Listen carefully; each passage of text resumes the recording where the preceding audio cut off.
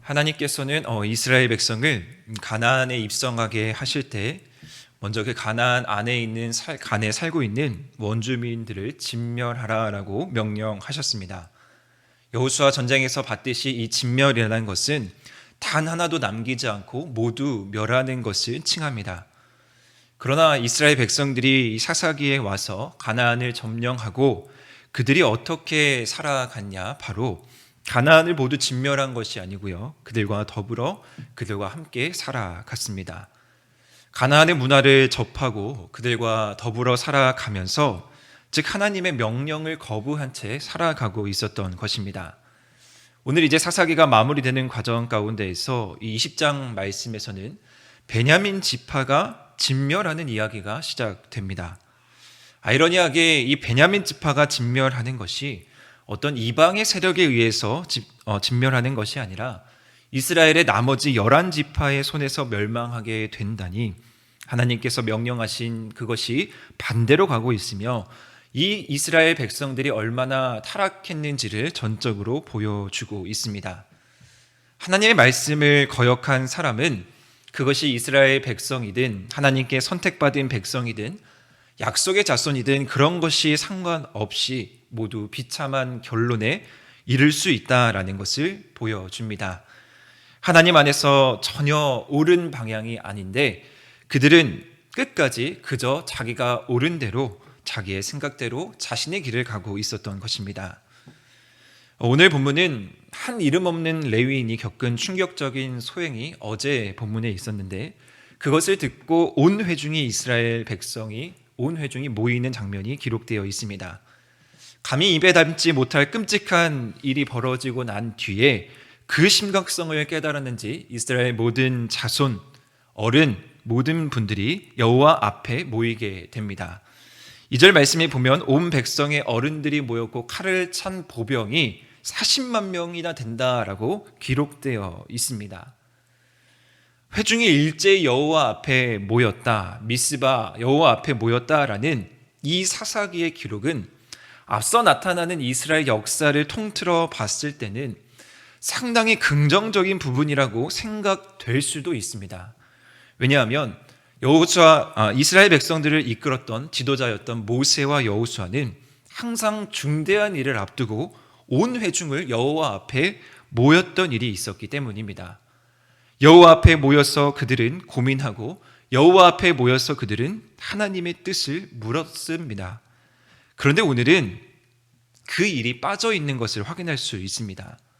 모세와 여호수아는 이스라엘 백성들을 이끄는 데 있어서 가장 중요한 것이 무엇인지 알았고 그렇기 때문에 그들은 각자의 자리에서 아주 신중하고 또 신중하게 하나님의 뜻을 묻고 나서 온 회중에게 그 이야기를 나누는 장면이 기록되어 있습니다.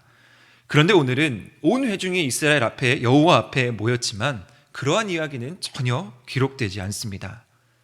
그리고 또 한 가지 이상한 점은 사사기를 통틀어 봐도 심지어 사사들도 이스라엘 전체를 모은 기록이 없습니다.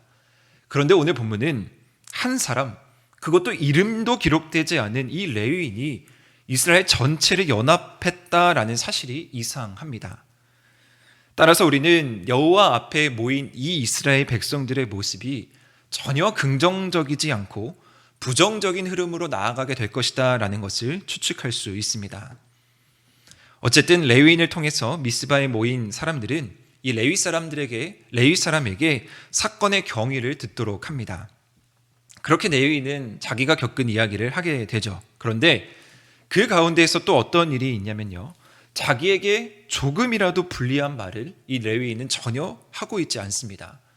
오늘 레위인의 설명을 가만 보면요, 첩과 베냐민에 속한 기브아에 유숙을 하러 갔는데 기브아 사람이 나를 쳐서 죽이려고 했고 첩을 욕보여 죽이게 했다라는 것입니다.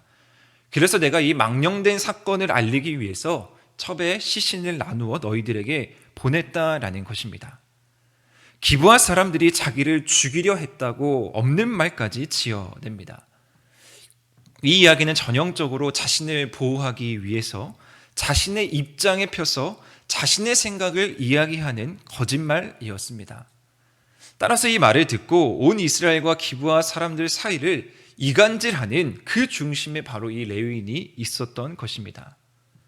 순전히 자기 입장에서 자기를 대변하면서 자기의 유리한 말만 하는 사람의 전형적인 모습입니다. 이러한 한쪽 면의 모습을 이야기를 듣고 이스라엘 사람들은 흥분하지 않을 수가 없었습니다. 감히 어떻게 레위 사람을 능욕되게 할 수 있느냐? 감히 어떻게 레위 사람의 첩을 죽일 수 있느냐?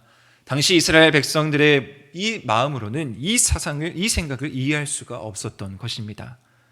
그런데 이것은 순전히 이스라엘 백성들에게 레위 사람이 거짓말을 한 것이다 라는 것을 우리는 확인할 수 있습니다.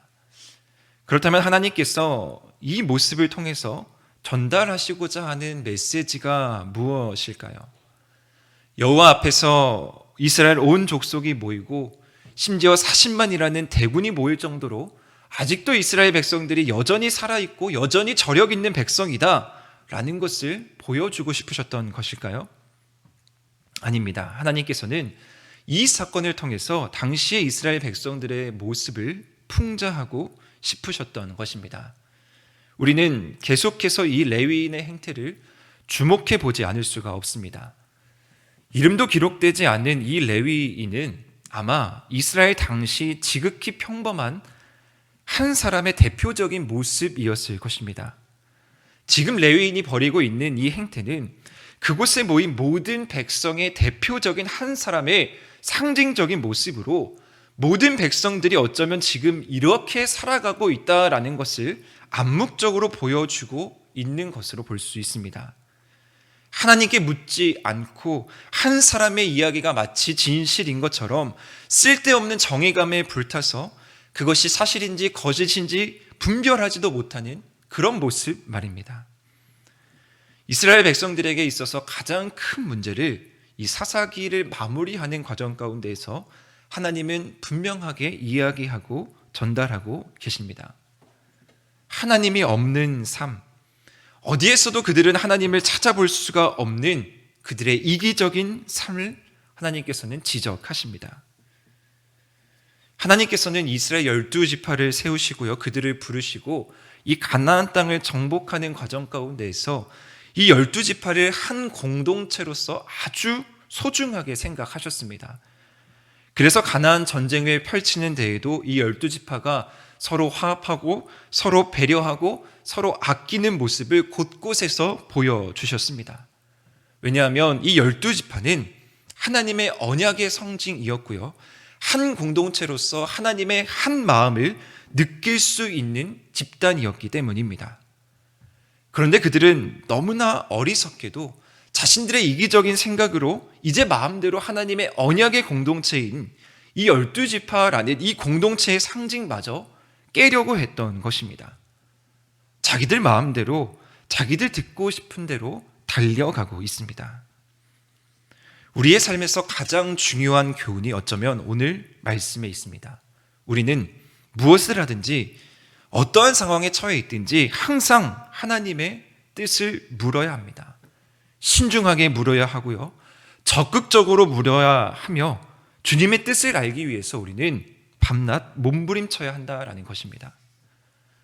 우리는 오늘 레위 사람처럼 우리가 처한 현실에서 거짓을 통해서 어쩌면은 아름다운 말, 포장을 통해서 남을 설득하고 나에게 유리하게 모든 상황을 이끌어가고 살아갈 수 있습니다. 충분히 그렇게 살아도 이 세상에서 인기를 끌 수 있고요, 또 이 세상에서 매력적으로 보일 수도 있습니다. 많은 사람들이 나를 위해 주는 것 같고, 많은 사람들이 나를 배려해 주는 것 같고, 많은 사람들이 나를 칭찬해 주는 것처럼 살아갈 수 있습니다. 그러나 그것은 신앙인의 모습이 아닙니다. 오늘 레위인을 통해서 주시는 하나님의 교훈은 그리스도인들은 항상 진실되어야 한다라는 것입니다. 먼저는 하나님 앞에서 진실되어야 합니다. 바라기는 우리는 모든 것을 아시는 주님 앞에 우리의 모든 상황을 아뢰며 주님의 뜻을 겸손하게 묻는 우리 한우리 성도님들 되시기를 주님의 이름으로 소망합니다. 이러한 하나님 앞에 진실이 있을 때 우리는 세상에 나가서 사람 앞에도 또 어떠한 상황 가운데에도 진실될 수 있는 것입니다. 많은 그리스도인들이 핍박을 받고 또한 세상으로부터 비난받는 이유가 바로 이 부분이 결여되어 있기 때문입니다. 하나님 앞에 진실되어야 하는데 포장하고 하나님 앞에 진실되어야 하는데 나에게 유리한 말만 하는 이런 이기적인 그리스도인들의 모습이 결국에는 사람들로 하여금 비난으로 또 핍박으로 나아가게 되는 것입니다. 오늘 이 레위인의 모습을 통해서 다시 한번 우리의 모습을 점검하기를 원합니다.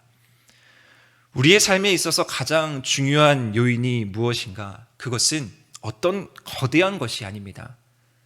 지극히 평범한 일상을 살아가는 우리가, 반복적인 삶을 살아가는 우리가 쉽게 빠질 수 있는 위험을 계속해서 너희들이 점검하고 계속해서 주의 깊게 살펴라라고 이 사사기는 우리에게 말씀하십니다. 오늘 하루를 살아갈 때에 주님의 말씀을 더욱더 귀 기울이고 또한 가장 중요한 것은 하나님의 뜻이 무엇인지 이 상황 가운데 있어, 이 처한 현실 가운데 있어 이 사람을 통해서 하나님께서 나에게 주시고자 하는 하나님의 귀한 뜻이 무엇인지 우리는 신중하게 그것을 분별하며 나아갈 수 있는 하루 되시기를 소망합니다.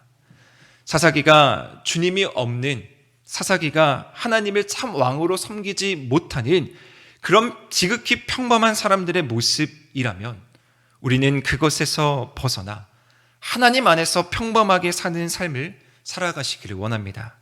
주님이 주인 되시는 삶, 주님이 우리의 길을 지도해 주셔서 우리가 그것을 따라 그것에 대해서 순종하며 나아가는 삶, 그것이 바로 주님이 기뻐하시는 삶이고 오늘 우리가 나아가야 하는 삶입니다.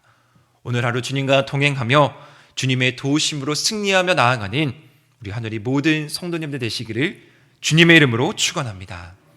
기도하시겠습니다.